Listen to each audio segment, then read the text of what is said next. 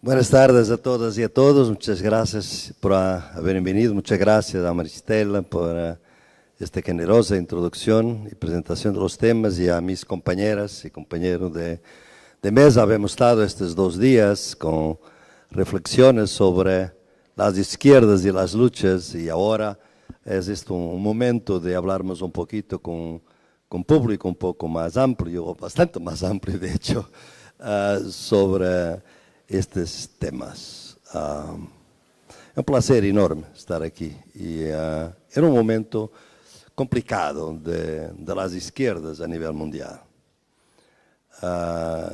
Yo pienso que realmente un fantasma recorre América Latina, y es que las conquistas de las últimas 2 décadas, tan luminosas durante un tiempo, parecen frágiles, reversibles, y rápidamente se disuelven en el aire. Entonces, esto nos obliga a todos, intelectuales comprometidos, movimientos sociales, antes de todo, a hacer una autocrítica, porque nosotros, en la primera fase de todo este proceso, estuvimos, obviamente, de corazón y de cuerpo entero, por estos cambios que pensábamos que serían cambios realmente progresistas, definitivos o difícilmente reversibles. Algunos de nosotros mismos decían, y me recuerdo aquí de Álvaro García Linera, lo había mencionado antes, que realmente como las luchas de esta década habían desplazado el centro de la política para la izquierda, la derecha, si alguna vez volviera al poder, tendría que partir de un centro más a la izquierda. Y por eso sería menos derechosa, por así decir. Pero se verificó exactamente al contrario. La derecha viene con revanchismo, rápida, para eliminar de un momento al otro todo lo que pasó, como si fuera una pesadilla para las oligarquías de clases dominantes y un sueño no merecido de las clases populares. Hay que reducir las expectativas de la gente, y lo mejor es con brutalidad, en plena democracia, en plena democracia. Pasó esto, ustedes saben que en Brasil vamos eventualmente, tal vez la líder menos corrupta de América Latina va a ser impedida de funciones por los más corruptos de la América Latina, en plena democracia. ¿Qué es esto? Algo está pasando que nos obliga a todos nosotros y a todas nosotras de hacer un poco una reflexión sobre la debilidad de nuestro pensamiento y la debilidad también de las acciones, y quizás sermos más arrogantes, menos arrogantes en esta fase que viene, que me parece que va a ser una fase muy difícil. Varias cosas pienso yo que podríamos hablar simplemente para lanzar al debate. En los últimos 15 años, nosotros nos convencemos en América Latina y en el mundo de alguna manera, pero América Latina, por supuesto, el único continente donde se hablaba de socialismo del siglo XXI, y ningún otro se hablaba de eso. Se pensó que las fuerzas nacionales, locales, populares, podrían realmente llevar adelante un proyecto que, si no era postcapitalista, era por lo menos algo distinto del neoliberalismo, un post-neoliberalismo, algunos decían, y que se pensaba que eso resultaba de la fuerza de los movimientos sociales, que de hecho estuvieron en la base de muchos de los gobiernos populares de las últimas 2 décadas, ¿no? Y si es así, entonces ¿por qué es tan fácil eliminar todo esto? O aparentemente fácil, no sabemos bien. Bien, yo pienso que hay varias cosas que tenemos que pensar. Porque por veces, tal vez, debamos entrar con 2 o 3 temas que me parecen útiles en este nuevo ciclo, si es que es un ciclo. si es probablemente un reciclaje de otros ciclos anteriores, algunos del siglo XIX, no sabemos, ¿no? ¿Qué debemos pensar? Primero, yo pienso que no se ha hablado suficientemente de imperialismo en el continente latinoamericano en los últimos 15 años. Los análisis han estado centrados, y con razón, tal vez, en las fuerzas nacionales. De hecho, sabemos que quizás muchas de estas conquistas de las últimas 2 décadas resultaron del hecho que el imperialismo norteamericano estaba distraído en el Medio Oriente. No estaba muy atento a lo que pasaba en América Latina, pero ahora está, y se nota. Entonces, quizás aquí, en este continente, donde se desarrolló tanta teoría sobre el imperialismo, en los últimos 15 años no hay prácticamente nada de nuevo sobre las nuevas formas de imperialismo. Y hay que entrar en análisis con esas fuerzas. No es de manera ninguna para disculpar las fuerzas nacionales, pero hay que empezar por donde debemos empezar. ¿Por qué? Porque realmente el imperialismo norteamericano es el nombre, y con todos sus aliados, obviamente, Europa, Unión Europea hoy en día, un gran aliado, cada vez más fiel de los Estados Unidos. Lo que han hecho y transformado fue de tener una sofisticación mucho más grande para poder impedir, destruir todas las posibilidades emancipatorias que existieran en este continente en las últimas 2 décadas.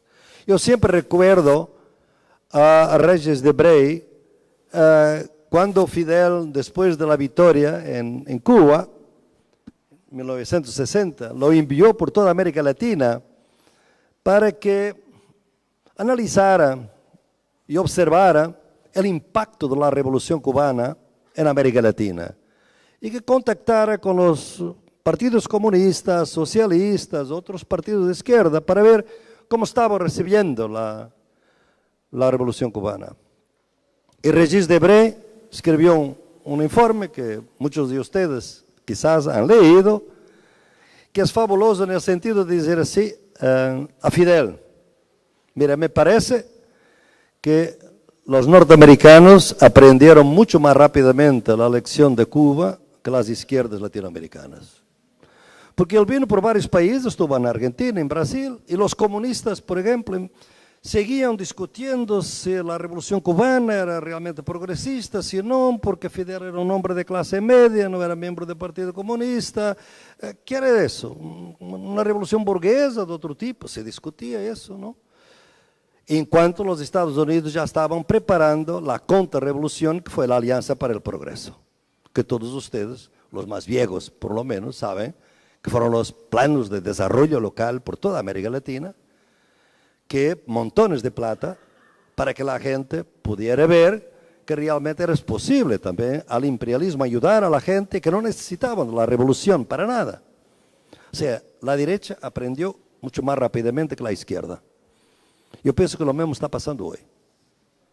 Yo pienso que la derecha, y aquí la derecha internacional, que tiene varias vertientes, no voy a poder detallar, él ha aprendido que realmente estamos en un tiempo que hay otros medios mucho más sofisticados, diversificados, algunos no estatales, para eliminar las posibilidades emancipatorias de este continente o de otros continentes. Yo pienso que son 4 los grandes instrumentos que tienen. El primero, por supuesto, el capital financiero internacional.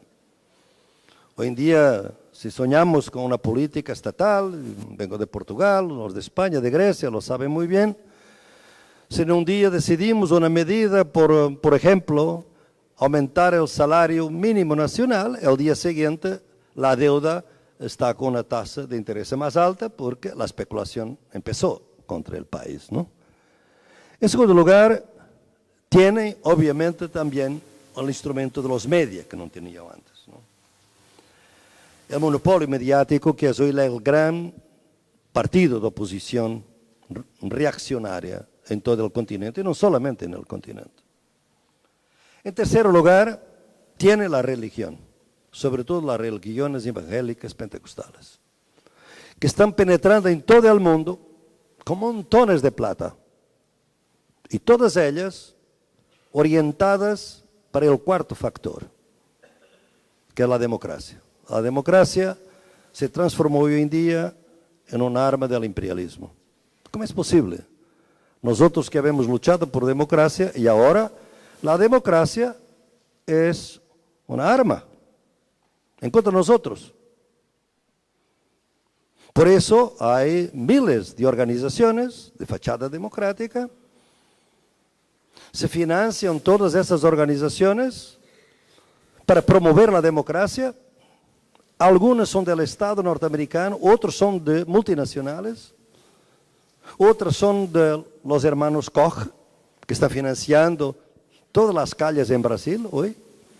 Como ustedes saben, los hermanos Koch son los grandes capitalistas del petróleo y del fracking, ¿no? Y por eso están ahí muy interesados. Además, también trabajan bastante en la política de derechos de los Estados Unidos. Entonces, una democracia que es una teoría que se desarrolló desde los años 80 por un hombre llamado Gene Sharp, que decía que los Estados Unidos lo que debían promover era democracias amigas de los Estados Unidos. No era promover dictaduras militares, sino democracias amigas de los intereses de los Estados Unidos. Y estas teorías han sido ensayadas y han sido ya trabajadas en los Balcanes, obviamente, después también en la primavera árabe y ahora en el continente.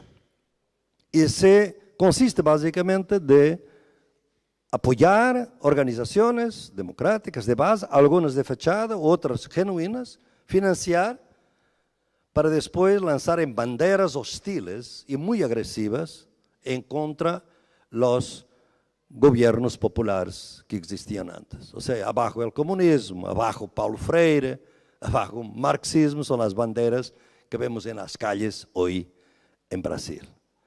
Entonces, esto que está pasando hoy está pasando en África, está pasando en Asia, en India sobre todo, el mismo modelo de desarrollo. Está pasando en Europa, donde un país digno como Grecia ha sido puesto de rodillas con una humillación sin límite para poder decir a Europa que no hay una alternativa de izquierda en Europa y humillarla ante el mundo. Y lo están humillando, siguen humillando. Ahora en una guerra entre el Fondo Monetario Internacional y Alemania.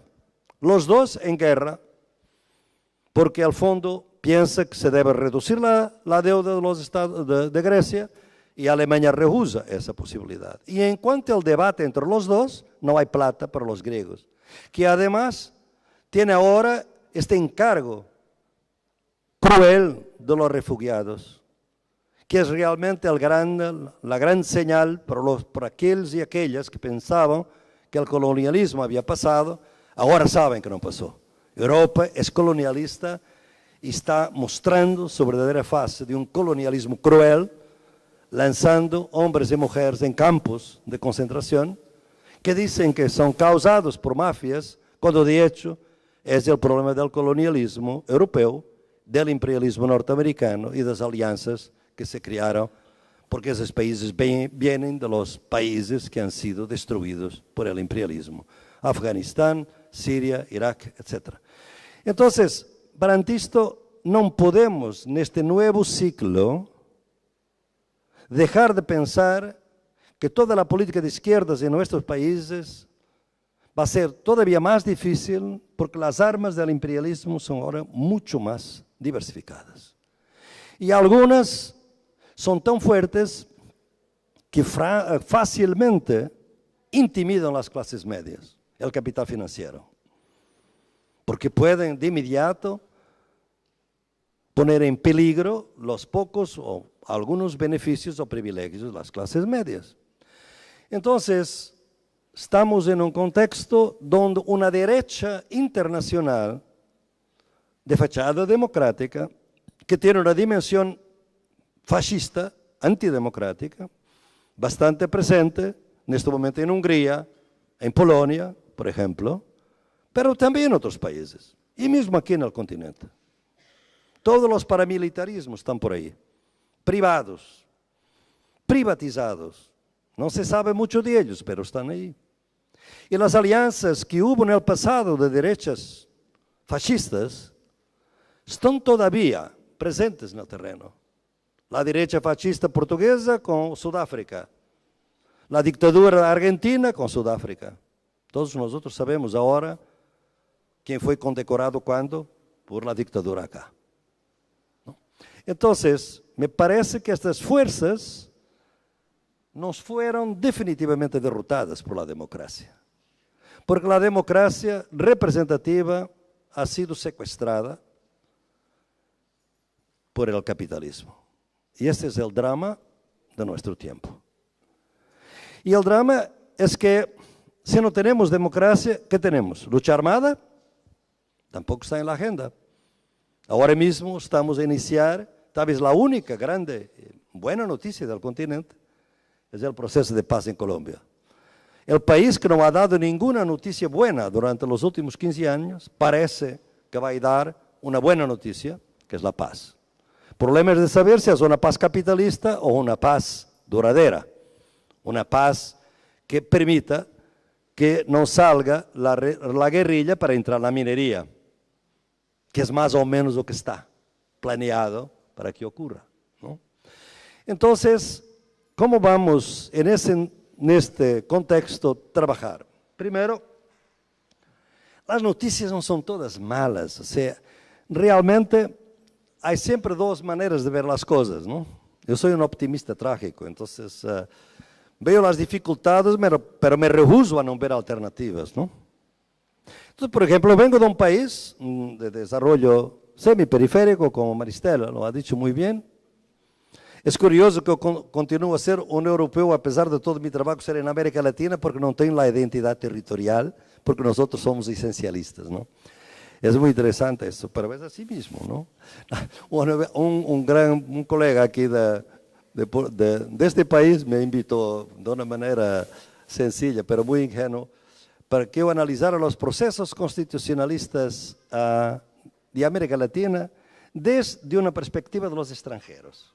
Yo que participé en la constitución de Bolivia y de Ecuador, ahora tendría que asumir la idea de que soy un extraño, digamos, a los procesos, porque no soy de acá, ¿no?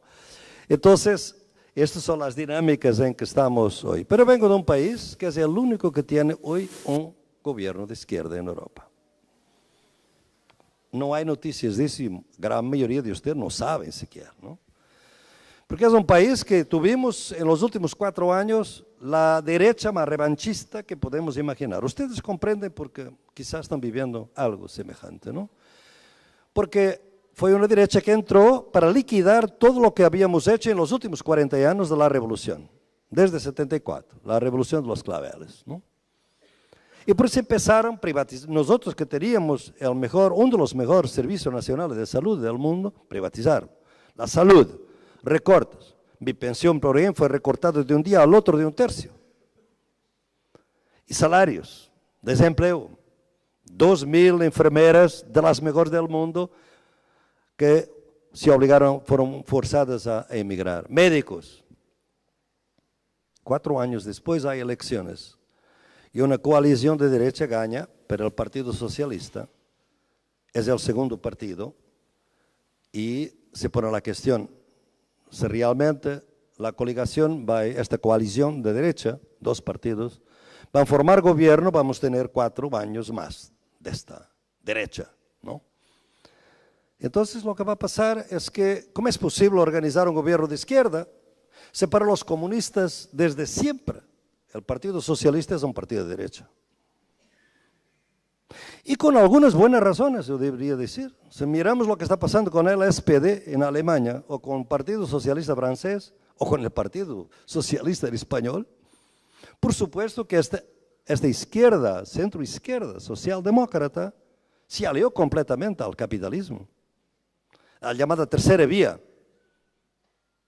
de un sociólogo que fue bueno, pero ahí fue su momento más infeliz, fue Tony Giddens, ¿no? Y por eso los comunistas siempre han dicho, y eso viene de la Guerra Fría, obviamente, ¿no? Viene de 1915 por lo menos, ¿no? que el Partido Socialista era de derecha. ¿Cómo podría el Partido Comunista aliarse con el Partido Socialista? Entonces los comunistas y los bloques de izquierda, donde están los luxemburguistas y otros, ¿no?, consultaron sus bases y preguntaron a la gente, a los militantes comunistas: mira, este Partido Socialista lo habíamos siempre considerado de derecha. El problema es este: si nosotros vamos a viabilizar con condiciones, con principios, con reglas, vamos a viabilizar este gobierno, vamos a tener un gobierno de izquierda y vamos a poner algunas de nuestras demandas. Si no nos aliamos con ellos, vamos a tener 4 años más de derecha. Y los militantes comunistas no tuvieron ninguna duda. Hay que viabilizar un gobierno de izquierda y luchar por condiciones. Un proceso muy interesante porque realmente de inmediato se notó que el país respiraba otro aire libre. No es para hacer el socialismo, no. En Europa hoy no es posible una política de izquierda verdadera.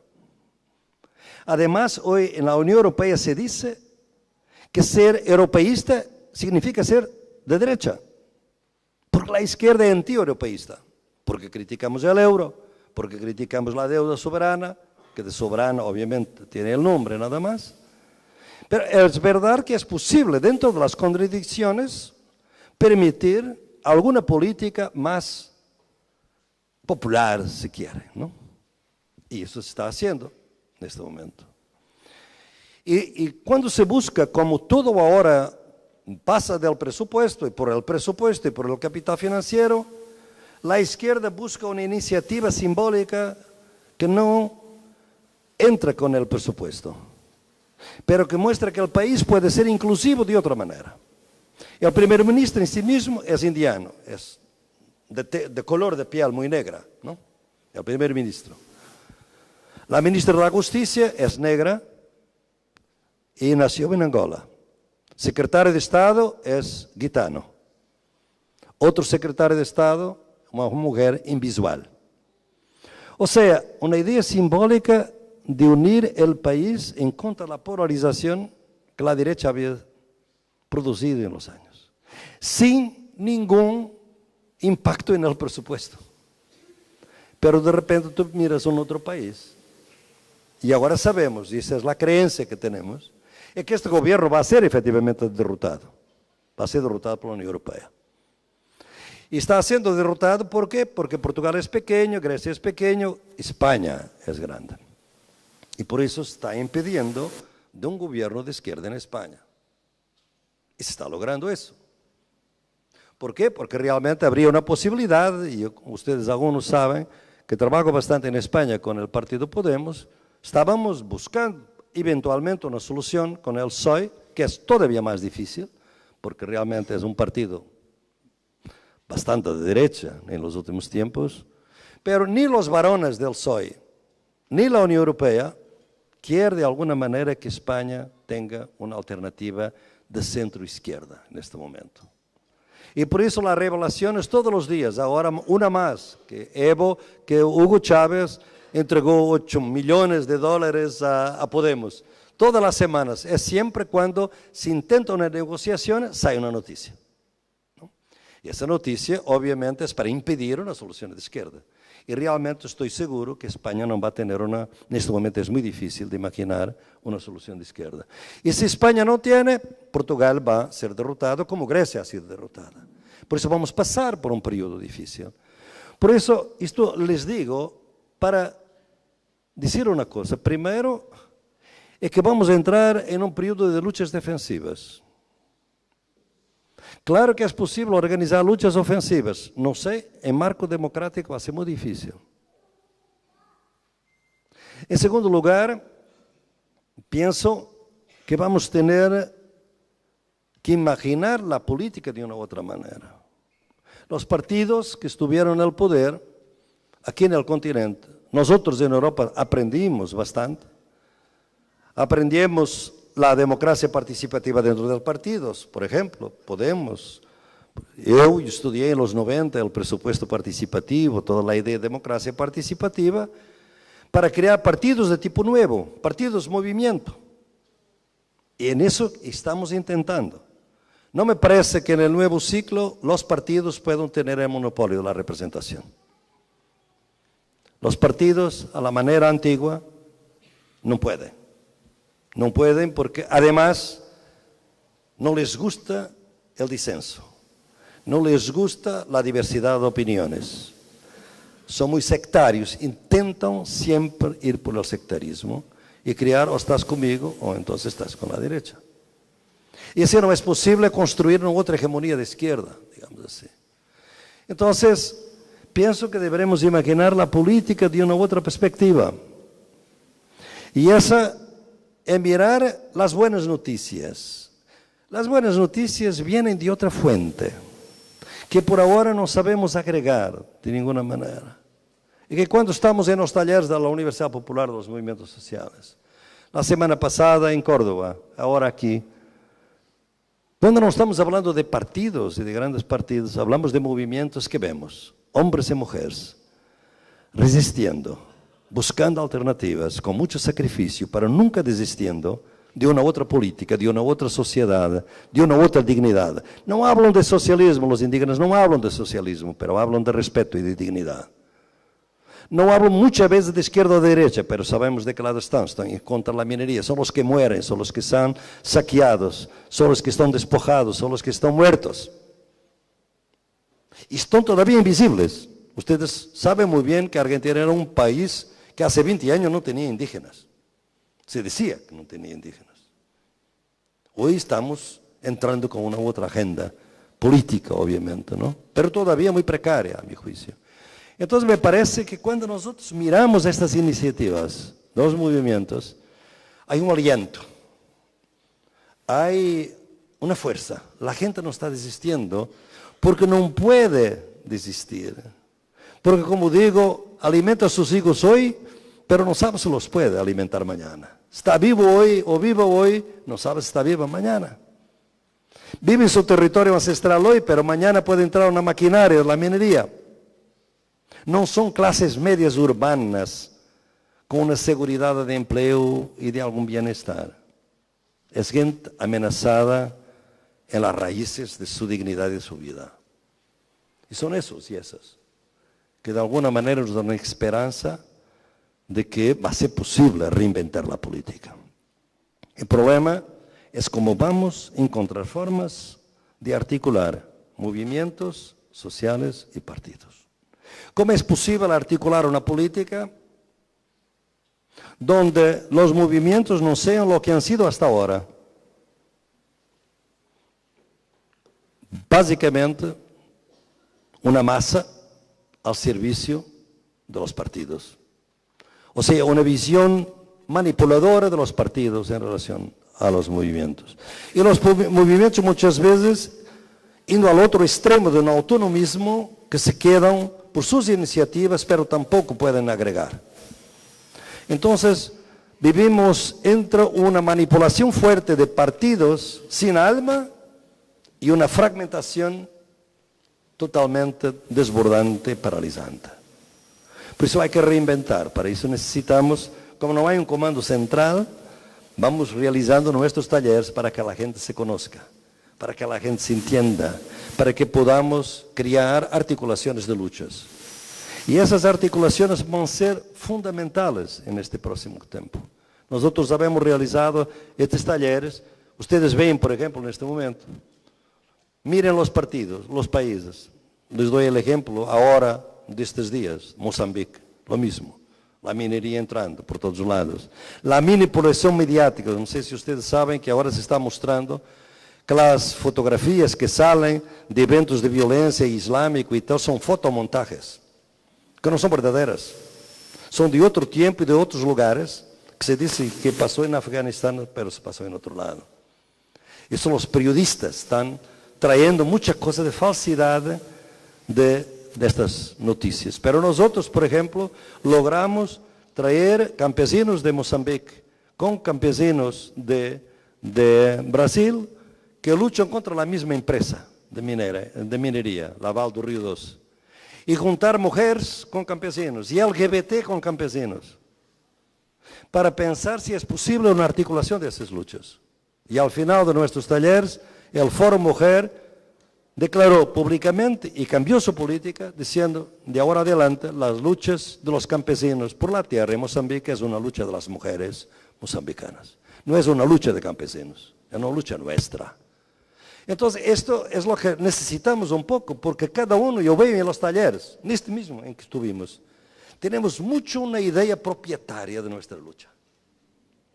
En cuanto tenemos esta idea de propietaria, no quiere decir que no amemos nuestra lucha. Claro que es la que amamos, la que trabajamos, ¿no? Eso que nos gusta. Pero nuestra lucha tiene que abrir un espacio para otras luchas de solidaridad. ¿Cómo vamos a hacer eso? ¿Vamos buscando por los partidos? Me parece que no. Los partidos van a ser necesarios, pero estoy seguro que vamos a tener necesidad de una otra forma política de Estado. Tampoco digo que realmente vamos a eliminar el Estado, no me parece que esté en la agenda, pero un otro Estado. Quizás necesitamos en este país y en otros una asamblea constituyente, originaria. Me dirán, pero eso es ya tenemos demasiado papel mojado en esta América Latina de constituciones. Pero quizás no hay otra solución. Ustedes no podemos tener democracia en este continente con este sistema mediático, pura y simplemente. Si no hay una reforma mediática en serio, no va a ser posible la democracia. Si no es posible un otro sistema judicial que garantice de una manera más amplia los derechos y no haga lo que está haciendo, que es el activismo judicial, que siempre es muy activo en cuanto a las izquierdas y nunca en cuanto a las derechas. Yo digo siempre, porque he estudiado eso en 1918, los tribunales alemanes de Weimar, cuando había una violencia de izquierda muy fuerte, donde estaba nuestra Rosa Luxemburgo, obviamente, que fue asesinada, como ustedes saben, y del otro lado estaba la violencia de extrema derecha, donde estaban los nazis. La violencia de extrema izquierda era punida de una manera brutal, salvaje. La violencia de extrema derecha con multas, con pequeñas penas. Esos más tarde fueron el partido nazi. Por eso un activismo judicial selectivo no va a permitir un trabajo democrático en nuestros continentes. Por eso yo pienso que tenemos muchas razones para alianzas, porque el capitalismo está totalmente aliado. Ustedes ven cómo esto está a llevar a un nivel de concentración del capital financiero, que por eso no es para disculpar las fuerzas nacionales, es para reconstruir otras fuerzas muy conscientes de que la soberanía está a ser subastada en nuestros países. Vean lo que pasa con los paraísos fiscales. ¿No se han dado cuenta que no hay americanos o europeos en paraísos fiscales? ¿Por qué los que evaden los impuestos son siempre de los mismos países? Por una razón simple. Es que está en curso una reorganización de los paraísos fiscales para se quedar en países de confianza, o sea, Europa y Estados Unidos. Delaware, Nevada, grandes estados de lavado de dinero. Suiza, Luxemburgo, ahí está. Ya no confían en los offshores porque ya no hay seguridad con ellos. Y por eso el capital financiero quiere quedarse en el centro. O sea, todavía más concentrado, todavía más agresivo, porque realmente es eso lo que está buscando. Y puede hacerlo de una manera impune, porque hasta 2014, el gran agente de un paraíso fiscal monumental, a través de lo cual las multinacionales europeas en Europa no pagaban impuestos, era el primer ministro de Luxemburgo, que ahora es presidente de la Unión Europea. Por eso estamos en un momento de gran agresividad del capital financiero y del imperialismo, que es un imperialismo difuso que tiene Estados Unidos, tiene Europa. Con los dos ganhamos la lucha contra el ALCA, pero agora não sei se vamos ganhar a luta que está por aí, que é esta. A parceria transatlântica e a parceria transpacífico. Com as duas parcerias, não vai ser possível nenhuma alternativa se não luchamos. E não vejo em nossos países o entusiasmo que tuvimos com a luta contra o ALCA. Pero isto que está passando é muito mais grave. porque vai eliminar de uma vez as possibilidades de um desenvolvimento pós-neoliberal, já não digo pós-capitalista. Por isso, e esta é a minha mensagem final, desculpe se me tomou mais tempo, para dizer-lhes isto. Penso que os mais viejos talvez se recuerden, e nestes países todavía mais que na Europa, que há momentos democráticos onde as forças antidemocráticas são tão fortes que parece anunciar um momento de fascismo. Por agora, o fascismo é social. Como digo, vivimos em sociedades politicamente democráticas e socialmente fascistas. Pero, ¿hasta que ponto é que este fascismo vai ser infrapolítico e não se vai transformar em um fascismo político? Lo que estamos vendo é um esvaziamento da democracia desde dentro.